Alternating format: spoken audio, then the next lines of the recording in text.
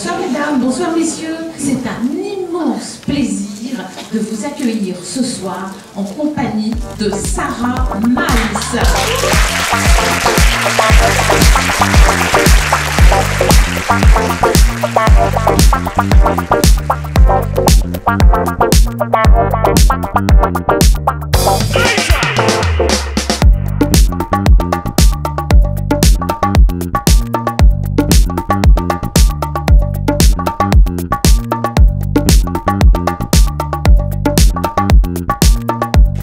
C'est un immense cinéaste et c'est vraiment quelqu'un qui se situe dans le cinéma anglais entre Hitchcock et Michael Powell. C'est-à-dire qu'il y a la tension qu'on a dans les films Hitchcock, il y a cette espèce d'imaginaire, de travail sur un rapport pictural au monde qu'on a chez Michael Powell.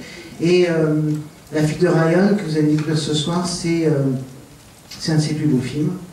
C'est un film qui est solaire et en même temps qui, je pense, résume bien les grands thèmes de David Lean, c'est-à-dire les éléments, les sentiments, les paysages. Et vraiment, dans le film, ça agit tout le temps sur le spectateur, très organiquement. Voilà, je ne vais pas vous en dire plus. Je vais laisser la parole à Bertrand et évidemment à Sarah Miles qui a imprimé quelque chose d'absolument unique dans ce film. Moi aussi, j'ai mis du temps à combattre cette espèce de truc qu'on avait distillé en nous qui faisait qu'on regardait Lean avec, quand j'étais jeune, avec une sorte de dédain, et quand on revoit dès ses premiers films, c'est une œuvre passionnante avec des films noirs, des films violents, Oliver Twist qui est sans doute une des plus belles adaptations de Dickens, avec des films comme Le Pont de la rivière Kwai qui reste un film absolument formidable. Il y a toute une série de films, d'autres sont moins connus mais qui sont très très bons comme Le Mur du Son. Il y a ces films épiques où il a été un des cinéastes européens et un des seuls à arriver à faire des films épiques. Enfin, Laurence d'Arabie reste un film absolument génial. Et c'est vrai que David Lean, alors il y a plus de mousquetaires, donc on a envie d'en rajouter. Il y a aussi Carol Reed, Robert Hammer, des gens comme ça. Mais il fait partie des grands cinéastes anglais. Now, Sarah, what are the memories of the film? There's so many memories because this film was catastrophe from start to finish. Ce film a été une catastrophe à tourner du début jusqu'à la fin. Everything went wrong and could possibly go wrong, and more. Tout ce qui aurait pu mal tourner, ben, ça a été le cas, et même pire. Robert Mitchum had his eye poked out by a man who wanted to fight him. He couldn't shoot for 6 weeks. Quelqu'un a crevé l'œil de Robert Mitchum pendant le tournage, il n'a pas pu tourner pendant 6 jours. 6 semaines. 6 semaines, oui. I got permission to take Trevor Howard for a walk on the donkey because he was getting so drunk they didn't know what to do with him. And what harm can come to anybody walking on a donkey on the sand? But Trevor turned around to come home and fell off and broke his collarbone.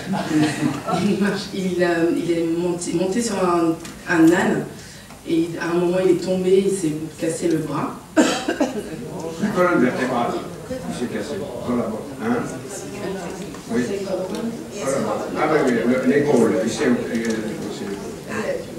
And Johnny Mills was out in a curragh with Trevor, who has no balance, and the curragh overturned. They both disappeared, and David kept the camera running. Did no, don't get on the sand. Keep off my sand. And they disappeared in the water. But the stunt people couldn't go in because the sand hadn't got to be touched. So they disappeared.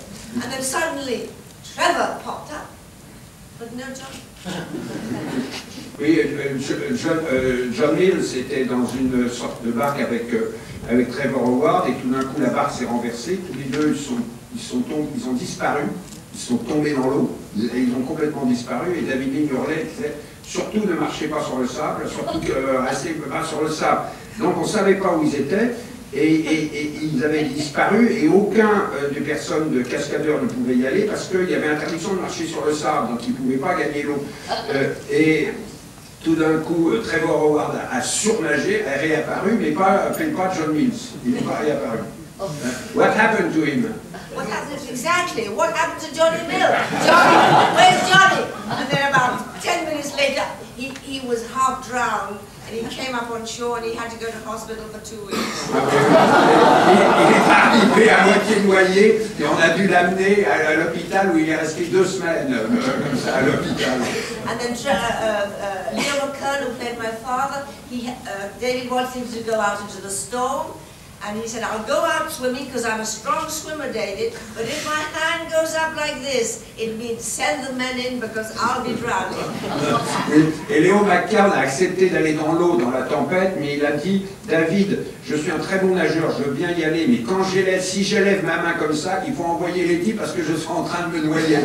So David said, yes, get out, get in the water, get in the water. So in he went, he was being bashed against the rocks to and fro in this very big storm, and then suddenly his hand goes up. And the rescue team wanted to go in, and David said, no, keep up my sand, keep up my sand. Et donc il s'est fait bousculer, cogner contre les rochers, ballotté par les vagues, et tout d'un coup sa main s'est levée, donc les types ont voulu partir, et David a dit non, je veux pas qu'il marche sur le sable, je veux pas qu'il marche sur le sable, et voilà. So this hand was like this, and gradually this hand was going up. Et la main disparaît, le bras disparaissait petit à petit. So the sailors ignored David and rushed in to get Leo McKern from the water. Now Leo had a glass eye, and it was his last eye made by this very special eye maker. Et Léo avait un œil de verre, et cet œil de verre, c'était le dernier qui était fait par un oculiste complètement spécial qui faisait des yeux de verre tout à fait spéciaux. So he came out of the water now with one eye and a socket full of sand. Et il est sorti avec un seul œil et l'orbite complètement pleine de sable. And Leo was so angry with David Lean that he gave up acting for 2 years and went back to Australia. Leo McKern a été tellement furieux contre David Lean qu'il a abandonné le jeu d'acteur et qu'il est reparti en Australie.